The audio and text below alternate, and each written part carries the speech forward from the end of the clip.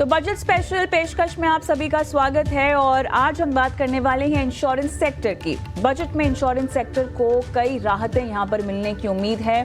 अगर हम बीमा क्षेत्र के एक्सपर्ट्स की बात करें तो यहां पर अगर हेल्थ इंश्योरेंस प्रीमियम पर कटौती की सीमा बढ़ाने का सुझाव दिया गया है, तो वहीं ये भी कहा जा रहा है कि इनकम टैक्स एक्ट के सेक्शन 80D के तहत स्वास्थ्य बीमा हेल्थ इंश्योरेंस का जो प्रीमियम है उस पर कटौती की सीमा बीते 9 साल से जो है बदली नहीं है। कैसे उसमें बदलाव लाया जा सकता है, कैसे और राहत यहाँ पे पॉलिसी होल्डर को दी जा सकती है, नए टैक्स रेजिम में स्वास्थ्य बीमा पर लाभ कैसे बढ़ना चाहिए या इसको बढ़ाने को लेकर मांग है।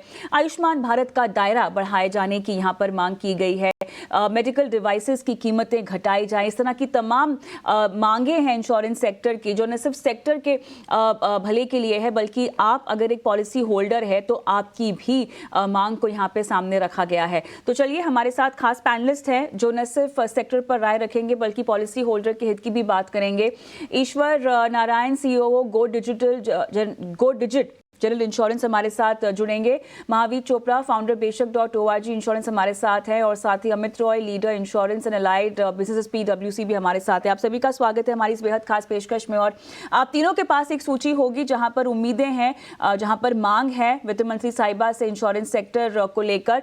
लेकिन उससे पहले मुझे फिलहाल का जो समीकरण है, जिस तरह से हमने एक रेगुलेटर के तौर पे काम करते हुए देखा RDI को, अमित आपके पास आऊंगी सबसे पहले। ऐसा नहीं है कि जो मांगे रखी जा रही हैं वो वाजिब नहीं है या वो ऐसी मांगे हैं जो फिलहाल बहुत कठिन होगा पूरा करना, क्योंकि ओवरऑल सेक्टर की बढ़ोतरी की बात करें हम तो इस तरह के कदम उठाने बहुत ज़रूरी हैं। लेकिन जिस तरह के कदम हम पिछले कुछ सालों से उठाते हुए देख रहे हैं, रेगुलेटर को काफ़ी हद तक अब इंश्योरेंस में उस मुकाम तक पहुँच गए हैं जहां पर हम इस सेक्टर को भी खोल रहे हैं। लोगों में पोस्ट कोविड हमने जागरूकता भी आती हुई देखी है और इसीलिए इसके और विकास के लिए जरूरी है कि पॉलिसी मेकिंग और रिफॉर्म्स को थोड़ा सा और टाइट किया जाए और कसा जाए। आपकी जो सूची है अमित, उसकी अगर हम नंबरिंग में देखें तो पहली 5 मांगे क्या होंगी? बहुत लंबी है जैसा आपने बताया, सही में। बट पहली 5 की अगर बात करें तो सबसे पहले मेरे दिमाग में ये आता है कि अफोर्डेबिलिटी अभी भी इंश्योरेंस में उतना नहीं है जितना होना चाहिए मेरे हिसाब से। इंडिया एक ऐसे कंट्री है, most populated country in the world. Actually insurance को सारे फिनेंशियल ट्रांजैक्शन का पासपोर्ट बना देना चाहिए। इंश्योरेंस को कहीं ना कहीं मास्क करना चाहिए लोगों के लिए, क्योंकि अगर इकोनॉमी में स्ट्रेंथ लाने के लिए हम कुछ भी करें, लोगों को हेल्दी रहना, सेफ रहना और उनके जो भी वेल्थ है उसको सेफ रहना बहुत जरूरी है। मांगों में सबसे बड़ा मेरे पास नंबर 1 मांग है अफोर्डेबिलिटी का। और उसी के तहत अगर आप देखिए कि 2 गवर्नमेंट स्कीम जो बहुत पॉपुलर हुआ है, प्रधानमंत्री योजना के तहत, जीवन बीमा योजना एंड साधारण बीमा योजना, उसके जो कवरेज है वो 2 लाख में है। गुजारिश ये है कि ये इन्फ्लेशन और प्राइस राइज देखते हुए 2 लाख की जो हम रकम रखे थे वो 2014 में रखे थे, इसको भी 5 लाख कर देना चाहिए मेरे हिसाब से। दूसरी बात है कि इंश्योरेंस में अफोर्डेबिलिटी टैक्स डिडक्शन आप किया दे, उससे पहले आप ये समझिए हेल्थ इंश्योरेंस और जो प्योर प्रोटेक्शन कवरेज है वो तो बिल्कुल जरूरत की चीजें हैं, उसमें जीएसटी क्यों? तो फिर से गुजारिश है कि हेल्थ इंश्योरेंस में और प्योर प्रोटेक्शन में जीएसटी को रिमूव किया जाए। तीसरा चीज है कि ये जो थोड़ा सा पॉलिसी मेकर्स के लिए है कि 2047 में अगर आपको इंश्योरेंस सबके लिए पहुंचाना है तो जागरूकता बहुत जरूरी है।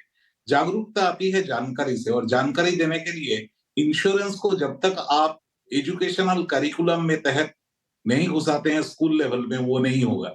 खासकर गर्ल चाइल्ड के लिए और सबके लिए, बच्चों के पढ़ाई में insurance, risk coverage, financial literacy, ये इंट्रोड्यूस करना जरूरी है। मेरे हिसाब से ये जो 4-5 चीजें हैं, ये सबसे प्रायोरिटी का नंबर्स में आएंगे। Back to you. जी, आपने काफ़ी अहम मुद्दों पर बात रखी है और मेरे ख्याल से बाकी तमाम पैनलिस्टों की इसी के इर्द गिर्द अपनी अपनी राय होगी। तो इस चर्चा को और आगे बढ़ाते हैं मेरे ख्याल से ईश्वर जी, क्योंकि आप एक प्लेयर भी हैं और मुझे ये जानना है कि आपकी मांगे कि अमित जी से थोड़ा सा अलग है इस पूरे मामले में। देखिए, अफोर्डेबिलिटी, जीएसटी और ओवरऑल कवरेज तो बढ़ानी ही चाहिए, लेकिन साथ ही बहुत ज़रूरी है क्योंकि हम ओवरऑल बजट की बात कर रहे हैं और एक आम टैक्स पेयर के नज़रिए से भी हमें बातचीत समझनी है।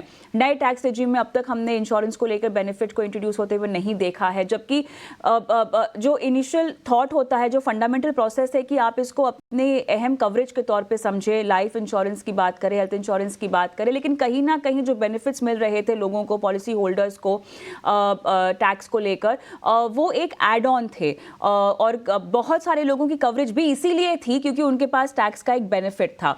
न्यू टैक्स रेजिम में हम इसको होता हुआ नहीं देख रहे हैं। अच्छा, न्यू टैक्स रेजिम में ऑनबोर्डिंग भी लोगों की जो हो रही है अब तक 60% तक हो चुकी है, ठीक है। अब ऐसे में ईश्वर जी, अगर न्यू टैक्स रेजिम में आप इंश्योरेंस को नहीं लाते हैं और फिलहाल अफोर्डेबिलिटी का इशू है, जीएसटी कम करने को लेकर भी मांग है, कैसे देखते हैं आप इस पूरे समीकरण को?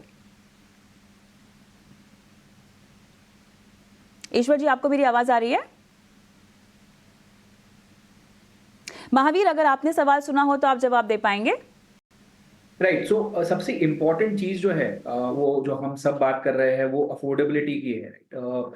और अफोर्डेबिलिटी तभी आएगी जब बेसिकली ओवरऑल जो जिसके लिए हम पे कर रहे हैं, जो इंश्योरर पे कर रहा है या कस्टमर पे कर रहा है, उसके ऊपर रेगुलेशन आए। तो जो सबसे इम्पोर्टेंट चीज है इसमें सॉल्व करने की, जिसके ऊपर सुप्रीम कोर्ट ने भी काफी अभी ओपिनियन दिया है, इज प्राइसिंग रेगुलेशन लाना हेल्थ केयर में, राइट। अगर हेल्थ केयर में प्राइसिंग रेगुलेशन की अगर कोई भी तरीके से शुरुआत की जा सकती है, तो उससे बहुत बड़ा एक इम्पैक्ट आएगा पूरी इंडस्ट्री के लिए, कस्टमर के लिए और इंश्योरेंस कंपनीज के लिए, सारों के लिए इम्पैक्ट आएगा। बिकॉज ये जो पूरा अफोर्डेबिलिटी का जो मामला है, जहां पे इंश्योरेंस कंपनीज को हर बार इन्फ्लेशन के हिसाब से इंश्योरेंस प्रीमियम बढ़ाने पड़ रहे हैं, उसका अगर बेस देखेंगे तो वो बेसिकली हेल्थ केयर इन्फ्लेशन है। और हेल्थ केयर इन्फ्लेशन पे करंटली कोई भी टाइप की कोई भी कंट्रोल नहीं है, कोई भी टाइप का रेगुलेशन नहीं है। तो मेरा जो सबसे इंपॉर्टेंट चीज मुझे जो लग रही है, जिसके ऊपर चर्चा होनी चाहिए, जिसके ऊपर कुछ भी तरीके की शुरुआत होनी चाहिए, वो है प्राइसिंग रेगुलेशन ऑन हॉस्पिटल्स। अगर उसको सॉल्व किया जाए तो काफी कुछ चीजें प्रिडिक्टेबल हो जाएगी, बहुत सारी चीजें कस्टमर के लिए सोल्यूशन ला पाएगी उसकी तरफ। ये मामला क्या रेगुलेटर आपके संज्ञान में है, राइट महावीर, कि इसको लेकर कोई बात आगे नहीं बढ़ रही है रेगुलेटर के अगर लेवल तक हम समझना चाहें तो? क्योंकि ये स्टेट मैटर है, तो इसके ऊपर कोई एनफोर्समेंट हुआ नहीं है कि कोई टाइप का प्राइसिंग रेगुलेशन हॉस्पिटल्स पे अभी तक आ पाया है। बट कहीं ना कहीं इट लुक्स लाइक कि सेंटर को इंटरवीन करना पड़ेगा और कहीं ना कहीं इसको सॉल्व करने के लिए कुछ ना कुछ तरीके ढूंढने पड़ेंगे। बिकॉज अगर आप देखेंगे तो अगर किसी के पास इंश्योरेंस है या नहीं है, सबसे बड़ा मुद्दा ये है कि हॉस्पिटल्स जो चार्ज कर रहे हैं उसकी लिमिट क्या होनी चाहिए, राइट। तो वो प्रॉब्लम सॉल्व करने के लिए आई थिंक सारी गवर्नमेंट्स, अगर स्टेट है या सेंट्रल है, उनको साथ में काम करना बहुत जरूरी है, वरना ये प्रॉब्लम आउट ऑफ कंट्रोल दिखाई दे रहा है। प्रीमियम्स इतने बढ़ते जा रहे हैं कि सीनियर सिटीजन ड्रॉप आउट कर रहे हैं पॉलिसीज में से, और ये कहीं ना कहीं सॉल्व नहीं होते दिख रहा है। तो इसीलिए प्राइसिंग रेगुलेशन बहुत बड़ा मुद्दा है जिसके ऊपर चर्चा होनी चाहिए। चलिए, ईश्वर जी को मैं यहाँ पे जोड़ना चाहूँगी और बताइएगा आपकी क्या मांगे हैं और जिस तरह से प्राइस रेगुलेशन हॉस्पिटल्स के लिए लागू हो जाना चाहिए, और इस बात पे काफ़ी फोकस किया है महावीर ने, और उससे पहले अमित ने भी बातें उठाई अफोर्डेबिलिटी, जीएसटी को लेकर, और किस तरह से जो दायरा है हेल्थ इंश्योरेंस का, लाइफ इंश्योरेंस का, उसको सही तरीके से बढ़ाना चाहिए। आपकी मांग की सूची में क्या होगा?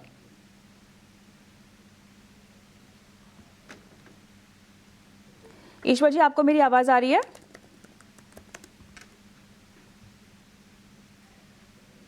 चलिए, मेरे ख्याल से यहाँ पे संपर्क नहीं हो पा रहा है, हम कोशिश करेंगे एक बार इसको ठीक करने की। लेकिन अमित, मैं आपके पास अब वापस आऊंगी, क्योंकि हेल्थ इंश्योरेंस में हम बहुत सारे बदलाव भी होते हुए देख रहे हैं, ना सिर्फ प्रोडक्ट लेवल पर, बल्कि जिस तरह से कंपनियां भी अपने पेनिट्रेशन को लेकर काम कर रही हैं और जागरूकता बढ़ाने की कोशिश कर रही हैं। थोड़ा सा फोकस मैं आयुष्मान भारत पर जो है वो लाना चाहती हूँ, क्योंकि उसको लेकर सरकार की मंशा भी काफ़ी ज़्यादा है, इसका दायरा बढ़ाने को लेकर।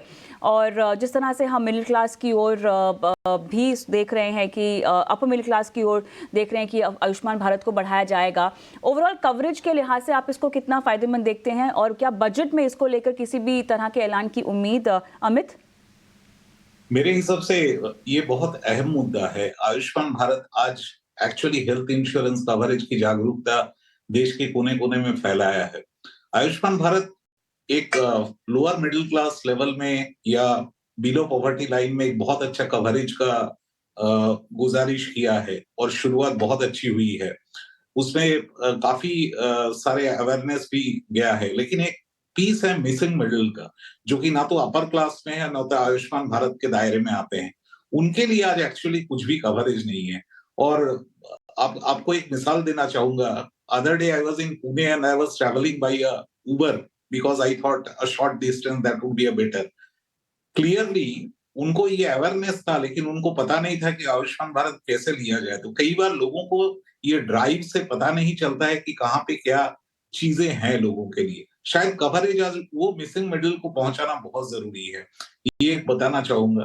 दूसरी बात है कि हेल्थ इंश्योरेंस अगर आप पॉपुलर करना चाहते हैं तो हेल्थ इंश्योरेंस सिर्फ इंश्योरेंस कंपनीज प्रोमोट करेंगे या डिस्ट्रीब्यूटर्स प्रोमोट करेंगे, इससे ज्यादा प्रमोशन की जरूरत है जो हेल्थ प्रोवाइडर्स है। तो हेल्थ केयर और हेल्थ इंश्योरेंस अगर साथ साथ काम करे, और जैसा ईश्वर जी बता रहे थे उसमें अगर कोई रेगुलेशन लाया जाए, तो मुझे लगता है कि आयुष्मान भारत या हेल्थ इंश्योरेंस की जानकारी और ज्यादा बढ़ेगा। एक बहुत बड़ी क्षेत्र है, इसमें बहुत कुछ करने के लिए जगह बचा हुआ है आज। चलिए, ईश्वर जी, आपको मेरी आवाज़ अब आ रही है, क्या आप मुझे सुन सकते हैं? I am able to hear you. चलिए सर, 2 दफे आपसे सवाल पूछने की कोशिश की मैंने, आवाज नहीं पहुंची। नहीं, I will answer all the questions now. जी, बताइए Yeah. आपकी सूची में क्या होगा सर, उम्मीदों की और मांगों की? See, as the panelist बोला ना, जी। so गवर्नमेंट स्कीम से, सरकारी स्कीम से अवेयरनेस बहुत ज्यादा बढ़ा है, लेकिन अभी काम है क्या, rest of the population, not just the missing middle, everyone else, this has got to spread. ये कैसे करेंगे इज अ क्वेश्चन। सो एक चीज है, इंश्योरेंस कंपनी इसके बारे में काम कर रहे हैं। दूसरी बड़ी बड़ी इंपॉर्टेंट चीज यही है कि रेगुलेटर बहुत ज्यादा काम कर रहे हैं इसके बारे में। आप सुने होंगे कि cashless everywhere is the talk of insurance companies now. Insurance company सब, रेगुलेटर भी बोल रहा है कैशलेस एवरीवेयर, कैशलेस एनीवेयर। सो हॉस्पिटल्स का एम्पावरमेंट ज्यादा बढ़ाना है, प्राइसिंग एग्रीमेंट करना है और कैशलेस देना है। Denial of cashless should be the last option. इसी चीज में इंश्योरेंस देने से 50% ही रेजोल्यूशन होगा। अगर इंश्योरेंस लेने के बाद अगर कस्टमर पॉकेट से स्पेंड करके रीइंबर्समेंट लेगा तो उसका प्रॉब्लम सॉल्व नहीं हो रहा है, 50% ही सॉल्व हो रहा है। इसीलिए रेगुलेटर ने कैशलेस एनीवेयर कैशलेस लाया है, इससे भी ज्यादा अवेयरनेस होगा। अभी hospital administration cost, hospital cost, pricing regulation, इसके बारे में बोलते थे, बहुत वेरी रेलेवेंट पॉइंट। इधर क्या हो रहा है अभी, जनरल इंश्योरेंस काउंसिल, IRDA के सजेशन के मुताबिक general insurance council is an association of insurance companies. So now general insurance companies are regulating, are negotiating with hospitals one day. इसमें क्या हो रहा है, जनरल इंश्योरेंस कंपनीज सब मिला के 28 इंश्योरेंस कंपनीज मिला के परचेसिंग पावर भी ज्यादा है, बार्गेनिंग पावर भी ज्यादा है। Not only that, reasonable rates finalise कर रहे हैं हॉस्पिटल के साथ।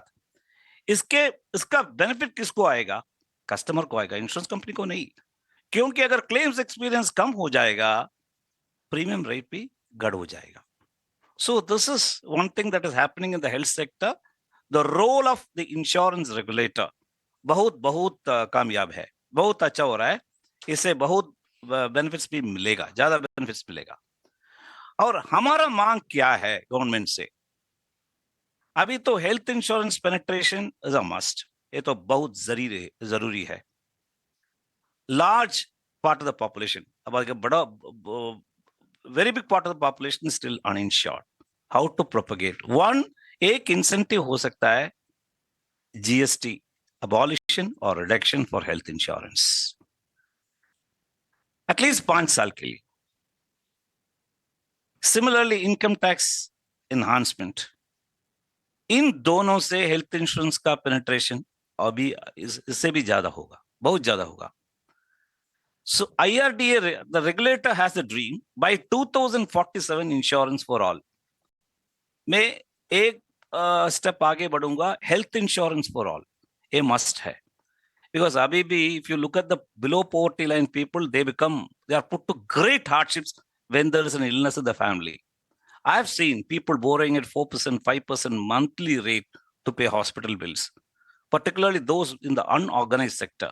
If this has to be addressed, insurance must be made available to them, for which initially, अगर government tax reduction, GST reduction और income tax exemption सब देंगे तो कंट्री के लिए, नेशन के लिए एक इन्वेस्टमेंट ही रहेगा। It's not a loss. It will be an investment to the health of the people in future, healthcare sector in future. और इसके अलावा गृह संरक्षण, दैट इज होम इंश्योरेंस, बिल्कुल इसको भी दैट इज आल्सो बढ़ावा देना चाहिए। बिल्कुल, होम इंश्योरेंस की बात हो, मोटर इंश्योरेंस की बात हो, उसको लेके तो फिर भी होम इंश्योरेंस के मुकाबले काफ़ी जागरूकता है, लेकिन गंभीर बीमारियों के इलाज के लिए और मेडिकल डिवाइसेस को और सस्ता करने के लिए जो कम से कम ज़्यादा ज़रूरी होते हैं, क्या कुछ किया जा सकता है और कितना कुछ करने का स्कोप है, इस पर भी हम विस्तार से बात करेंगे इस छोटे से ब्रेक के बाद।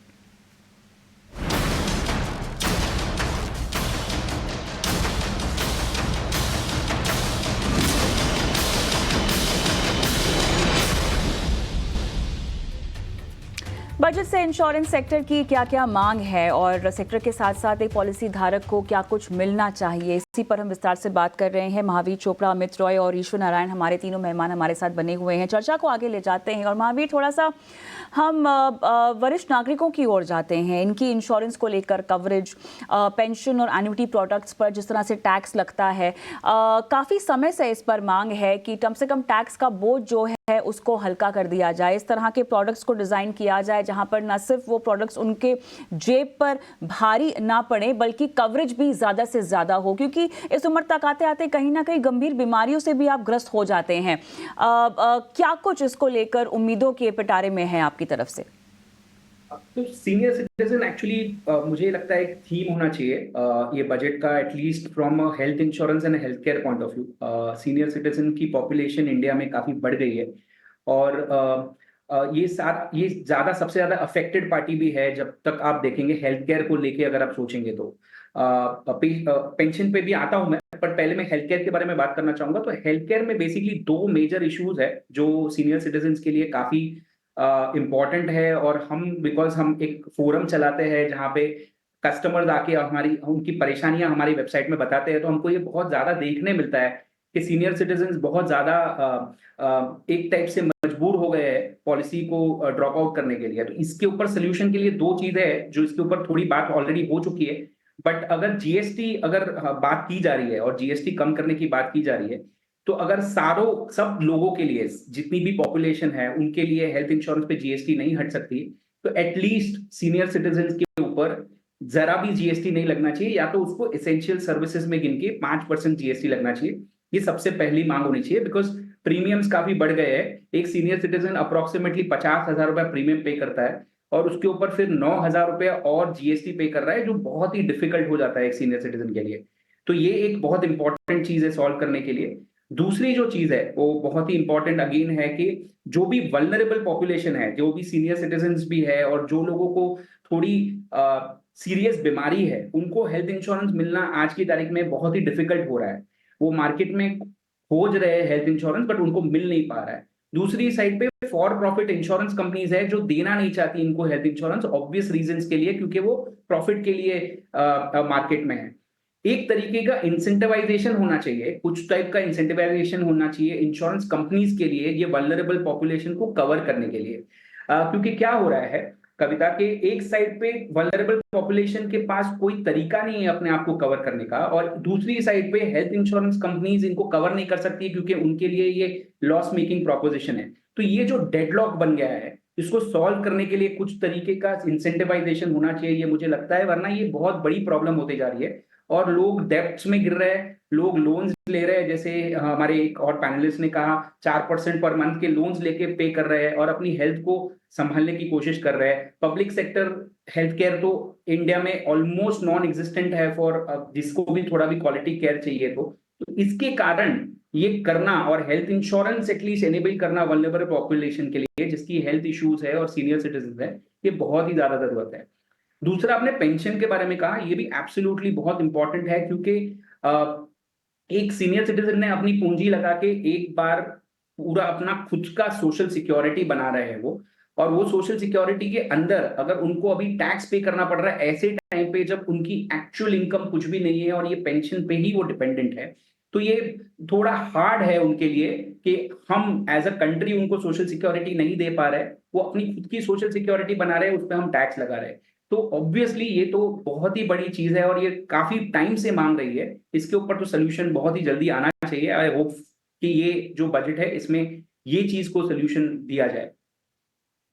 एक तरफ जहां पर हम रेगुलेटर के तरफ से बहुत बदलाव देख रहे हैं, मांगे भी यहां पर लगातार बढ़ती जा रही हैं जहां तक सरकार की बजट को लेकर है। दूसरी तरफ अमित, हम ये भी जानते हैं कि मेडिकल टूरिज्म भारत में बहुत तूल भी पकड़ रहा है, लेकिन साथ ही एक सच्चाई ये भी है कि जब भी हम चिकित्सा उपकरणों यानी मेडिकल डिवाइसेस की बात करते हैं, उन पर लगाई जाने वाली एक्साइज ड्यूटी की बात करते हैं, तो मेरे ख्याल से भारत में सबसे ज़्यादा ये एक्साइज ड्यूटी लगती है, जिसकी वजह से जो सीधा असर हम देखते हैं वो मरीज पर पड़ता हुआ दिखाई देता है। क्या इसको लेकर कुछ किया जा सकता है? क्या ये कभी भी मांग की सूची में रहा है अमित? अभी तक इसके बारे में बहुत ज्यादा मांग मैंने नहीं देखा है, क्योंकि ये आइसोलेटेड एक सेक्टर को लेके कभी भी टूल्स या कोई भी इंजीनियरिंग टेक्नोलॉजी जिसके तहत ये पढ़ते हैं उसके ऊपर कभी भी सोचा नहीं गया है। बट ये बहुत अच्छी सोच है। और मेडिकल टूरिज्म ही नहीं, इंडिया एक ऐसा कंट्री है, जैसा ईश्वर बता रहे थे, अभी जो हमारा सीनियर सिटीजन का जनसंख्या है ये तो 50% से बहुत नीचे है, अराउंड 24% है। ये कहीं आगे जाके एक्चुअली मेजोरिटी बनने वाला है और 20-30 साल में। उस समय अगर अफोर्डेबिलिटी के हिसाब से आप देखेंगे तो ये जितने भी equipment manufacturing which actually are needed for hospitals या मेडिकल फैसिलिटीज, उसके लिए तो ड्यूटीज डेफिनेटली रैशनलाइज करने का बहुत जगह है। इसके बारे में कभी भी बात होते हुए मैंने सुना ज्यादातर नहीं है, शायद मांगे भी उतना ज्यादा हुआ नहीं है to be fair to the policy makers. लेकिन ये बहुत अच्छी जगह है जहां पे अभी से अगर हम सोचना शुरू करें तो एक देश के जैसे हम बहुत आगे बढ़ सकते हैं। एक तो जैसा आपने बताया मेडिकल टूरिज्म बढ़ सकता है, दूसरी बात है हमारे आम जनता के लिए जो कि बहुत बड़ा इंपॉर्टेंट चैलेंज बनने जा रहा है कंट्री के लिए कि ये कैसे अफोर्ड करेंगे आगे जाके अपना खुद का ट्रीटमेंट, वो काफी कुछ सॉल्व हो सकता है उससे। और ईश्वर, जैसे कि आप पहले बात कर रहे थे कि हेल्थ के साथ साथ home insurance, property insurance, motor insurance को भी आपको फोकस में लाना चाहिए, और कहीं ना कहीं आप तीनों भी इस बात से सहमत होंगे कि हम ऐसे दौर से गुजर रहे हैं जहां पर इंश्योरेंस को लेके लोगों का नजरिया बदल रहा है। जागरूकता में कमी है, मानते हैं, लेकिन पहले 5 साल के मुकाबले हम देख रहे हैं तो उसमें तो बढ़त हुई है, लेकिन साथ ही हमारी जिंदगियां बदल रही हैं। हेल्थ और लाइफ एक कंसर्न है ही, लेकिन उसके साथ साथ हमारी ऑनलाइन जिंदगी, हमारी डिजिटल जिंदगी, हमारी प्लास्टिक मनी वाली जो जिंदगी है वो भी बदल रही है। यहाँ पर आप साइबर थ्रेट्स देख रहे हैं, आप अपने क्रेडिट कार्ड्स को लेकर सिक्योरिटी की बात कर रहे हैं, जिसको लेकर by the way insurance policies भी अब हैं जो कवर करती हैं आपकी ये तमाम चीजें भी।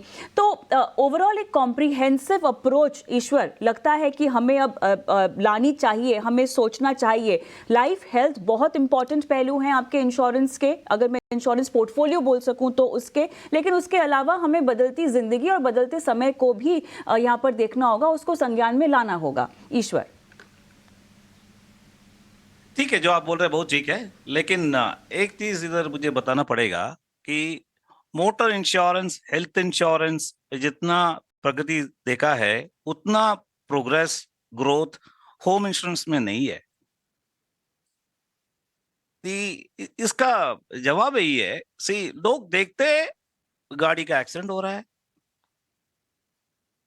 हमारा यकीन में 100 व्हीकल्स में 20 व्हीकल्स एक्सीडेंट हो रहा है। सिमिलरली हेल्थ में अगर 100 आदमी को इंश्योर करे तो 8 से 10 जरूर हॉस्पिटलाइजेशन होता है। सो ये देख के इंश्योरेंस का अवेयरनेस होता है, लेकिन होम इंश्योरेंस में क्या है, इतना अवेयरनेस नहीं है। लेकिन ये चाहिए ही, क्योंकि आजकल ना एक क्लाइमेट चेंज, इसके कारण बहुत ज्यादा फ्लड हो रहा है, स्टॉर्म हो रहा है, लॉसेस हो रहा है, लेकिन इसका अवेयरनेस ज्यादा नहीं है। इधर भी थोड़ा इन्वेस्टमेंट करना पड़ेगा। कंपनीज कर रहे हैं प्रोपगेशन ऑफ इंश्योरेंस एजेंट के द्वारा, ब्रोकर्स के द्वारा, बैंक्स के द्वारा, लेकिन थोड़ा इधर भी गवर्नमेंट का भी तरफ पुश चाहिए, particularly in GST or in some kind of at least investment incentive tax में अगर देंगे तो इसके लिए लाइफ इंश्योरेंस कैसे पिकअप हुआ? बिल्कुल। पहले लाइफ इंश्योरेंस में इंसेंटिव देते थे, टैक्स इंसेंटिव, इससे बाद में ये हैबिट बन गया। ऐसे ही होम इंश्योरेंस में हो सकता है। नहीं तो गवर्नमेंट ये भी सोच सकता है कि एक घर रजिस्ट्रेशन करते वक्त ना इंश्योरेंस भी डालना है, लाइक व्हीकल थर्ड पार्टी कर रहे हैं ऐसे। ऐसे इसका प्रीमियम ज्यादा नहीं है, लेकिन अवेयरनेस कम है और मेरे ख्याल से बिल्कुल कहीं ना कहीं इसको लेकर एक मुहिम या किसी भी तरह का अवेयरनेस प्रोग्राम लाने की बहुत ज़रूरत है, जिसके लिए मेरे ख्याल से तमाम स्टेक होल्डर्स तो कोशिश कर ही रहे हैं, लेकिन एक सरकार की तरफ से पुश मिले तो मेरे ख्याल से और भी बेहतर हो सकता है। फिलहाल समय मेरा समाप्त हो गया है, लेकिन चर्चा करने के लिए सवाल बहुत ज़्यादा है। फिलहाल बहुत बहुत धन्यवाद लेकिन आप तीनों का शिरकत की और अपनी अपनी राय रखी हमारी इस बेहद खास पेशकश में।